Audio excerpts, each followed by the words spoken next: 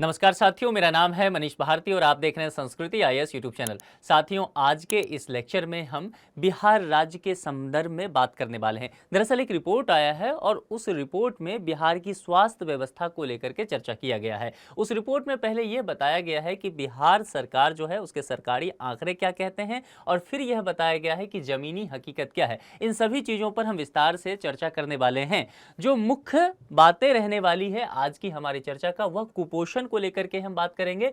साथ ही उसके बाद हम एनीमिया को लेकर के भी बात करेंगे कि एनीमिया के क्या क्या लक्षण हैं, एनीमिया बिहार को लेकर के एनीमिया की क्या स्थिति है, इससे कैसे लड़ा जा सकता है। इन सभी चीज़ों पर विस्तार से हम चर्चा करने वाले हैं। बिहार में कुपोषण से लड़ाई, तो कुपोषण क्या होता है, सबसे पहले हम इस पर भी विस्तार से चर्चा करने वाले हैं। क्योंकि होता क्या है ना, जब कुपोषण शब्द की हम चर्चा करते हैं, हमारे मन मस्तिष्क में कुपोषण आता है तो हम यही सोच बैठते हैं केवल कि एक व्यक्ति हो जो काफी दुबला पतला हो। जैसे कि मान लीजिए एक यह बच्चा है, तो हमें लगता है कि जो दुबला पतला है, बहुत अधिक उसका मतलब हेल्थ अच्छा नहीं है, वही कुपोषित हुआ। लेकिन इसके दूसरे पहलू भी हैं, उन चीजों पर भी हम विस्तार से चर्चा करने वाले हैं। यहां पर जैसा मैंने कहा कि कुपोषण को लेकर के या जो भी स्वास्थ्य व्यवस्था को लेकर के सरकारी दावे क्या हैं और फिर उसकी जमीनी हकीकत क्या है, इसको लेकर के हम विस्तार से चर्चा करेंगे। प्रमुख बिंदु देख लीजिए, बिहार में कुपोषण पर सरकार के दावे और जमीनी हकीकत में यह बताया गया है कि दरअसल इसमें बहुत ज्यादा का अंतर आया है। और इसको लेकर के हम नीति आयोग की भी चर्चा कर लेंगे कि नीति आयोग इस सब संदर्भ में क्या कहता है। देखिए, सरकारी दावों को देखें तो सबसे पहले कुपोषण की जब बात की जाएगी तो जाहिर सी बात है, हालांकि कुपोषण जो है अलग अलग आयु वर्ग के लोगों में देखा जाता है, लेकिन सामान्यतः क्या है, इससे बच्चे बहुत अधिक प्रभावित होते हैं। तो बच्चों को कुपोषण से छुटकारा देने की जब भी बात की जाती है तो जाहिर सी बात है, जो शिशु होते हैं, कम उम्र के बच्चे होते हैं, उसके लिए व्यवस्था क्या किया जाता है कि आंगनवाड़ी की व्यवस्था की है। वहां पौष्टिक भोजन भी मिलता है, वहां पढ़ाई की भी व्यवस्था होती है, कई तरह के कौशल भी सिखाए जाते हैं। इसीलिए जब सरकारी दावे हैं बिहार सरकार का, तो बिहार सरकार आंगनवाड़ी की व्यवस्था पर जोर देती नजर आ रही है। यहां पर बिहार सरकार ने कहा है कि राज्य में 1,14,718 जो है वह आंगनवाड़ी है और राज्य सरकार पहले से ही केंद्र सरकार से यह कह चुकी है कि हमें अतिरिक्त 18,000 आंगनवाड़ी और दीजिए, क्योंकि यहां पर डिमांड बहुत ज्यादा है। जनसंख्या भी बिहार का बढ़ रहा है, तकरीबन अगर 2011 की जनसंख्या के आधार पर देखेंगे तो 12 करोड़ जो है आबादी है बिहार की, और अभी के हालात देखेंगे तो मान के चलिए कि तकरीबन जो है 15 करोड़ के आसपास आबादी बिहार की मानी जाती है। आंगनबाड़ी में प्रत्येक बच्चे को खाने के लिए कहा गया है कि 8 रुपये रोजाना का खर्च निर्धारित किया गया है, यानी कि एक बच्चे पर खाने के लिए 8 रुपये का निर्धारण किया गया है। इसके अलावा 3 से 6 साल के बच्चों की पोशाक के लिए भी अभिभावक को हर महीने जो है डीबीटी के द्वारा, यानी कि डायरेक्ट उनके जो है बैंक अकाउंट में पैसा ट्रांसफर कर दिया जाता है गवर्नमेंट के द्वारा, और यह 400 रुपया मिलता है। और कब मिलता है? 3 से 6 साल के बच्चों की पोशाक के लिए यह डायरेक्ट अभिभावक को दिया जाता है। तो यहां पर जो देखिए, अब जब सरकार यहां कह रही है, सरकार ने 2-3 बातें कहा है, इसको गौर करना है, ठीक है। बातें चलेगी आगे चल के कुपोषण की, एनीमिया की, जैसा मैंने कहा, लेकिन सरकार ने चर्चा क्या किया? आंगनबाड़ी की पहले चर्चा की। सरकार ने क्या कहा कि आंगनबाड़ी पर हम बच्चों को खाने की व्यवस्था दे रहे हैं। इसके अलावा क्या कहा? पोशाक की व्यवस्था दे रहे हैं यहाँ पर, और सरकार ने यह कहा कि अभिभावक को ही हम ये रुपया दे रहे हैं। अब 2-3 बातें समझ लीजिए, इसलिए कहते हैं यूपीएससी का जो है डायमेंशन आपका बड़ा होना चाहिए, आप बिटवीन द लाइन्स को स्टडी कर पाए। यहाँ पर जो है आंगनबाड़ी, जैसा कि मैंने पहले ही कहा कि बच्चों से जोड़ने की बात की गई है। आंगनबाड़ी केंद्र अगर बेहतर होगा, वहां की जो सेविकाएं होती है, वहां की जो सहायिकाएं होती है, वह बेहतर तरीके से कामकाज कर पाए। जो कि सहायिका होती है, यानी कि उनका काम होता है कि वहां पर आंगनबाड़ी में भोजन तैयार करना। अब मान लीजिए आंगनबाड़ी है 1,14,718, और यह देखा जाए कि 50,000 आंगनबाड़ी ऐसे हैं जहां पर सहायिका की नियुक्ति ही नहीं हुई है, पद खाली है किसी भी वजह से। तो अब वहां पर भोजन बनाने का काम सहायिका का था, तो जाहिर सी बात है उस आंगनबाड़ी पर सही से भोजन का वितरण नहीं किया जा पाएगा। तो बच्चे क्या होंगे? कुपोषित होंगे ही, चूंकि बहुत सारे गरीब बच्चे जो हैं, स्लम एरिया में रहने वाले जो बच्चे हैं, वह सभी आंगनबाड़ी में जो मिड डे मील मिलता है या भोजन मिलता है उस पर निर्भर होते हैं। यह रिपोर्ट जो दरअसल है वह पटना के इर्द गिर्द लिया गया है और पटना के इर्द गिर्द जो स्लम एरिया है उसको आधार में रख करके तैयार किया गया है। इसका सैंपल साइज एरिया देखेंगे तो वह पटना का है, इसको आप ध्यान में रख करके चलिए, ठीक है। तो सरकार यहाँ बच्चों को जोड़ रही है। पोशाक को बात की, पोशाक इसीलिए कि जाहिर सी बात है यदि आप बच्चों को वहाँ पढ़ाने के लिए बुलाते हैं तो वहाँ खाना देंगे, तो एक है कि बच्चे पढ़ तो रहे, भोजन भी मिल गया, आएंगे तो उनको पोशाक भी दे दिया, तो कई तरह की सुविधाएं दी जाती है ताकि बच्चे किसी भी तरह से उस आंगनबाड़ी केंद्र तक अपनी पहुंच बना पाए। और अभिभावक चूंकि है वंचित वर्ग से आते हैं, बहुत अधिक संसाधन उनके पास नहीं है, इसीलिए वह बच्चों को पढ़ाई से अलग ना करे, दूर ना करे। हो सकता है कोई कामकाज में लगा सकते हैं, छोटे बच्चे आप देखते होंगे बहुत सारे कामकाज में लगे रहते हैं, चाय के दुकान वगैरह पे, तो यह नौबत ना आए इसके लिए सरकार अपने तरफ से इन सब चीजों की व्यवस्था करती है। तो मामला इतना समझ में आ गया। अब यहाँ पर समाज कल्याण विभाग के लिए कहा गया है कि समाज कल्याण विभाग जो है एकीकृत बाल सेवा निदेशालय यह कुछ कार्य करती है और इसके तहत कुछ बातें कही गई है। क्या क्या?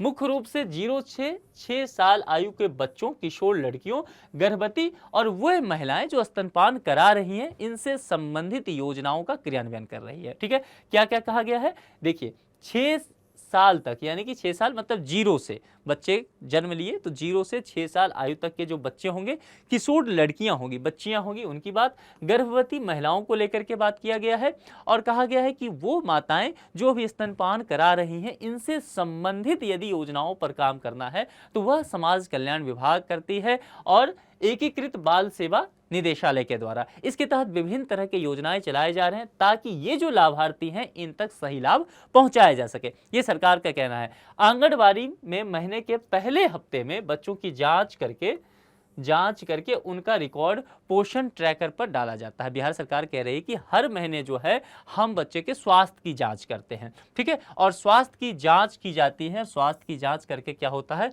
पोषण ट्रैकर, उसका रिकॉर्ड जो है वह पोषण ट्रैकर पर डाल देते हैं और बिहार सरकार कह रही है कि इस पोषण ट्रैकर के हिसाब से बिहार के जो आंगनबाड़ी केंद्रों की स्थिति है 90% ग्रोथ उसमें देखा जा रहा है, जो कि दूसरे कई राज्यों से बहुत बेहतर है। चूंकि इनका कहना है कि 90% ग्रोथ जो है वह अपने आप में काफी ज्यादा होता है। यह बिहार सरकार का अपना रिपोर्ट है, बिहार सरकार के अपने दावे हैं। लेकिन अब इस पर जब चर्चा हुई, इस पर रिसर्च किया गया, तब कई तरह की चीजें सामने आई और फिर आंकड़े निकले कि जमीनी हकीकत बहुत अलग इससे कहीं न कहीं है, ठीक है, जो कि रिपोर्ट में पहले भी चर्चा में किया गया था। बीबीसी ने इसको बहुत विस्तार से दिया है। अब कुपोषण की स्थिति को सबसे पहले समझ लेते हैं। जैसा मैंने कहा कि हम मुख्य रूप से कुपोषण पे चर्चा करेंगे, एनीमिया पे चर्चा करेंगे। तो कुपोषण से क्या तात्पर्य है? सबसे पहले देखिए, यहाँ पोषण की बात सबसे पहले की गई है, तो सबसे पहले पोषण को समझ लीजिए। पोषण तत्व है क्या? पोषक तत्व जो होते हैं होता क्या है? देखिए, जैसे भोजन में रासायनिक तत्व मिले होते हैं, तो रासायनिक तत्व हैं उन्हें पोषक तत्व कहा जाता है। जैसे कि मान लीजिए प्रोटीन हो गया, वसा हो गया, कार्बोहाइड्रेट हो गया, विटामिन हो गया, खनिज हो गया, वाटर भी आप लेते हैं, कैल्शियम हो गया, फाइबर, पोटेशियम, मैग्नीशियम, ये सब क्या है? ये पोषक तत्व हैं। और पौष्टिक अनाज यदि बात करें तो पौष्टिक अनाज जैसे गेहूं, चावल, मतलब अच्छा बेहतर खाना तो हुआ है, सलाद वगैरह हो गया। इसके अलावा आप इसमें दाल को भी शामिल कर सकते हैं, दाल हो गया, चना हो गया, इन सब चीजों का। अब इससे होता क्या है? पौष्टिक आहार जो लेते हैं या पोषक तत्व जो होता है यह हमारे लिए लाभकारी शरीर के लिए कैसे होता है? तो देखिए, हमारे शरीर में टिश्यूज है, तो यह टिश्यूज का निर्माण करता है और जब टिश्यूज डैमेज होता है तो उसका मरम्मत भी करने का काम करता है। इससे क्या होता है? शरीर में ऊर्जा बनी रहती है, ऊष्मा बना रहता है, आपको कार्य करने में अच्छा महसूस होता है, आप स्वस्थ रहते हैं और जब शरीर स्वस्थ होता है तो आप मानसिक रूप से भी स्वस्थ महसूस करते हैं, ठीक है। अब लेकिन यहां पर ये सारी चीजें अनुपस्थित है, ठीक है, जितनी चीजें मैंने बताई वो चीजें यहां पर नहीं है। तब जो स्थिति बन जाएगी वह कुपोषण की स्थिति बन जाएगी। और मैंने पहले भी कहा था, कुपोषण से हमारा जो एक मन मस्तिष्क में छवि बनता है वो होता है कि बहुत दुबले पतला कोई छोटा सा बच्चा है या अंडरवेट है, तो हम इस तरह की स्थिति समझ लेते हैं। लेकिन यहाँ मामला जो है थोड़ा सा उल्टा भी है। देखिए, यह तो निश्चित तौर पर है कि पोषक तत्वों के सेवन में दोनों बातें हैं, कमी भी हो सकता है या अधिकता भी हो सकता है, ठीक है। यानी कि अति सर्वत्र वर्जित वाली बात है कि आप कमी करते हैं तब भी समस्या हो जाएगी, आपके शरीर में पोषक तत्व जो है वह अधिक हो गया तब भी समस्या बन जाएगी। यानी कि जो पोषक तत्व है उसका संतुलन आपके शरीर में बना हुआ रहना चाहिए। यदि असंतुलित हुआ तो स्थिति यहाँ पर आपके स्वास्थ्य खराब हो जाएंगे। कुपोषण में क्या होता है? अल्प पोषण। अल्प पोषण की भी स्थिति होती है, अधिक वजन भी हो सकता है। यानी कि बहुत सारे व्यक्ति जो हैं मोटापा के शिकार होते हैं। तो मोटापा के शिकार व्यक्ति भी कुपोषित माने जाते हैं। यह संभव है कि कोई बच्चा बहुत दुबला पतला हो, ठीक है, जितनी वजन उसके हाइट के अकॉर्डिंग होना चाहिए उतनी वजन उसके शरीर का नहीं है, या यह भी संभव हो सकता है कि ओवरवेट हो, जितना वजन होना चाहिए उससे बहुत अधिक हो गया। तो दोनों ही स्थिति में कुपोषण की स्थिति मानी जाएगी। चलिए, कुपोषण के कारण क्या है, सबसे पहले अब इस चीज को समझ लेते हैं कि कारण की स्थिति क्या हुई। देखिए, शिशु और छोटे बच्चों के आहार को लेकर के बात की जाएगी। जब भी यहां पर कुपोषण का चर्चा आएगा तो आहार को लेकर के निश्चित बात की जाएगी कि आपका भोजन जो है वो पौष्टिक है कि नहीं। अब यहां पर आहार अगर सही नहीं रहता है या उसकी देखभाल नहीं करते हैं, उसकी अनुचित व्यवस्था रहती है, तब जाकर के कुपोषण की स्थिति बन जाएगी। बीमारियों की रोकथाम और स्वास्थ्य देखभाल तक पहुंच में बहुत सारे ऐसे मुद्दे हैं जो कि स्वास्थ्य व्यवस्था को बेहतर नहीं बना पाती है। राज्य सरकार के पास इच्छा शक्ति की कमी हो सकती है, किसी भी राज्य सरकार के पास हो सकता है, केंद्र सरकार के पास भी हो सकता है, या फिर संसाधनों का अभाव हो सकता है, या फिर सरकार की इच्छा शक्ति हो, संसाधन भी हो, पर उसका डिस्ट्रीब्यूशन सही नहीं हो, वितरण सही नहीं हो, या फिर क्रियान्वयन सही नहीं हो। इस किसी भी कंडीशन में इस तरह की चीजें जो है वह उपस्थित हो जाता है। पोषण और पोषक तत्वों के स्रोतों के सहित स्थानीय पौष्टिक भोजन के उपयोग के बारे में लोगों में अवेयरनेस भी नहीं है। जैसे कि मान लीजिए कोई व्यक्ति है, राजस्थान से आते हैं, तो राजस्थान में क्या होता है, बाजरे की खेती होती है और बाजरा पौष्टिक अनाज होता है। तो जाहिर सी बात है अगर वहां के लोग नहीं इस बात को जानेंगे, वो समझेंगे कि हमें बहुत महंगे जो फल हैं वही खाना है और हमारे पास संसाधन नहीं है, पूंजी नहीं है, पैसे नहीं है, तो हम महंगा फल नहीं खा सकते हैं, इसीलिए हमारा स्वास्थ्य बेहतर नहीं हो पा रहा है। तो यहां पर जागरूकता की कमी है। स्थानीय बहुत सारे अनाज रहते हैं, उसको भी अगर खाते हैं आप, दाल खाते हैं, चना खाते हैं, तो उससे भी आपका शरीर जो है बेहतर होता है। तो कहीं ना कहीं जागरूकता की यहां पर जरूरत है लोगों में। और यहां पर देखिए बच्चियों को लेकर के बात किया गया है, लड़कियों को जिनकी उम्र कम होती है, किशोरियों को कहा गया है कि जो बच्चियां होती है उस पर कम ध्यान दिया जाता है। और यह संदर्भ जो है वह बिहार राज्य से संबंधित है। बिहार राज्य को लेकर के लगातार ऐसा कहा जाता रहा है कि वहां पर बच्चे जो हैं, मतलब लड़का जो है, उसकी देखभाल, उसके स्वास्थ्य, उसकी पढ़ाई लिखाई पर अधिक खर्च किया जाता है, लेकिन जो बच्चियां होती, लड़कियां होती है, उसको लेकर के वहां पर थोड़ा सा पूर्वाग्रह का माहौल है, ऐसा रिपोर्ट बताता रहा है। ठीक है, यहां पर इनके स्वास्थ्य पर अधिक देखभाल करने की जरूरत है। सुरक्षित पेयजल को लेकर के बातें की जा रही है। सुरक्षित पेयजल नहीं है, साफ सुथरा पानी नहीं है, तो निश्चित तौर पर समस्या यहां पर बनेगा। अनुचित नीतिगत निर्णय भी हो सकता है। अनुचित नीतिगत निर्णय कहने का क्या तात्पर्य है, यानी कि जो नीति निर्माता हैं, जिन पर यह दायित्व है कि वह इन सब चीजों के लिए नियम कानून बनाए, इसका डिस्ट्रीब्यूशन वगैरह सही से करवाएं, जब वो सही से अपने कार्य को नहीं कर पाते हैं तो जो लाभार्थी है उन तक वह सुविधा नहीं पहुंच पाता है, और इस स्थिति में क्या होता है कि चीजें जटिल हो जाती हैं। एनीमिया को लेकर के हमने फिर आपको बताया कि हम एनीमिया की चर्चा करने वाले हैं। देखिए, विश्व स्वास्थ्य संगठन यानी कि WHO, वर्ल्ड हेल्थ ऑर्गेनाइजेशन को लेकर के हम बात करते हैं। इसके अनुसार यह कहा गया कि एनीमिया एक ऐसी स्थिति है जिसमें लाल रक्त कोशिकाएं, यहां पर एक शब्द है लाल रक्त कोशिकाओं की संख्या या उसके भीतर जो हीमोग्लोबिन की सांद्रता होता है वह सामान्य से कम हो जाता है, जितना होना चाहिए उससे बहुत ज्यादा कम हो जाता है। उस स्थिति में क्या होता है कि आप एनीमिया के शिकार हो जाते हैं। और आप जानते हैं कि ऑक्सीजन ले जाने के लिए हमारे बॉडी में हीमोग्लोबिन की काफी अधिक आवश्यकता होती है। यदि हीमोग्लोबिन कम हो जाए तो जाहिर सी बात है ऑक्सीजन का प्रवाह सही से नहीं हो पाएगा, और इससे फिर होगा क्या, आप में थकान आएगा, आप चिड़चिड़ापन हो जाएगा, कमजोरी आएगा, जी मचलाने लगेगा, चक्कर आ जाएगा, आपको सांस लेने में तकलीफ हो सकती है, आप कोई काम करेंगे जल्दी थक जाए करेंगे। ये सब चीजें जो है आपके स्वास्थ्य में दिखने लग जाएगा। इस स्थिति को एनीमिया कहते हैं। एनीमिया के मामले लगातार बढ़ते जा रहे हैं। बिहार को लेकर के बातें की गई है। इसमें नीति आयोग ने कुछ बातें कही है। नीति आयोग के सतत विकास लक्ष्य सस्टेनेबल डेवलपमेंट गोल को बात में लाया गया है। इसमें कहा गया है कि इंडिया इंडेक्स जो 2020-21 था, उसके तहत नीति आयोग ने कहा है कि बिहार जो है इसमें सबसे निचला राज्य रहा है, यानी कि बिहार का प्रदर्शन इसमें बहुत बेहतर नहीं रहा है। नेशनल फैमिली हेल्थ सर्वे 5 जो हुआ था उसके अनुसार भी एक रिपोर्ट आई थी, और उस रिपोर्ट में कहा गया था कि 5 साल से कम उम्र के आयु वर्ग में प्रति 1000 बच्चों में 56.4 60% बच्चों की मृत्यु हो जा रही है। अब अपने आप में ही यह चौंकाने वाला आंकड़ा है निश्चित तौर पर, और ये तो बच्चों से संबंधित है। निश्चित तौर पर जो बच्चे को जन्म देने वाली माताएं यानी कि जच्चा बच्चा दोनों की ही स्वास्थ्य को यहाँ पर खतरा बताया गया है नेशनल फैमिली हेल्थ सर्वे 5 के अकॉर्डिंग। ठीक है, 15 से 19 साल की 65.7% किशोरियां जो है वह एनीमिया से ग्रस्त हो जाती है।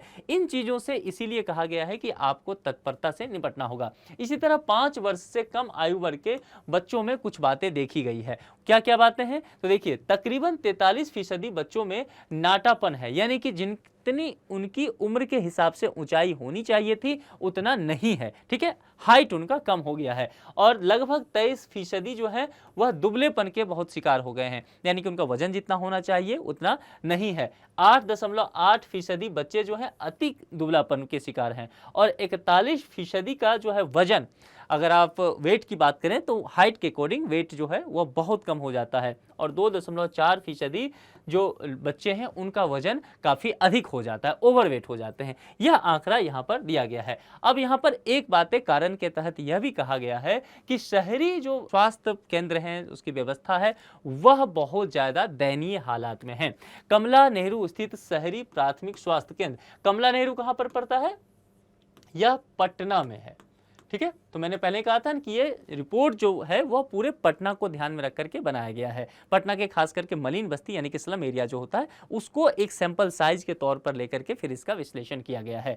यहाँ पर 5 ANM, एक लैब टेक्नीशियन समेत 15 कर्मचारी ही केवल हैं, और यहाँ पर कुछ जब आंकड़े लिए गए तो पता चला कि 1 साल से अधिक समय से यहाँ कोई डॉक्टर है ही नहीं। अब जब कोई डॉक्टर नहीं होगा, मलिन बस्ती का प्राथमिक स्वास्थ्य केंद्र है, फिर आप जरा सोच सकते हैं वहाँ पर बच्चों की जांच वगैरह भी नहीं होती होगी। कुपोषण से जो बच्चे लड़ रहे हैं उनके स्वास्थ्य का देखभाल भी नहीं होता होगा, या फिर उनको अस्पताल में भर्ती भी नहीं लिया जाता होगा चूंकि डॉक्टर ही नहीं है। ये स्वास्थ्य केंद्र जो है 3 छोटे छोटे कमरों में चल रहे हैं, और इस केंद्र में इतनी भी जगह नहीं है कि स्टाफ जो है वहां के ठीक से बैठ भी पाए।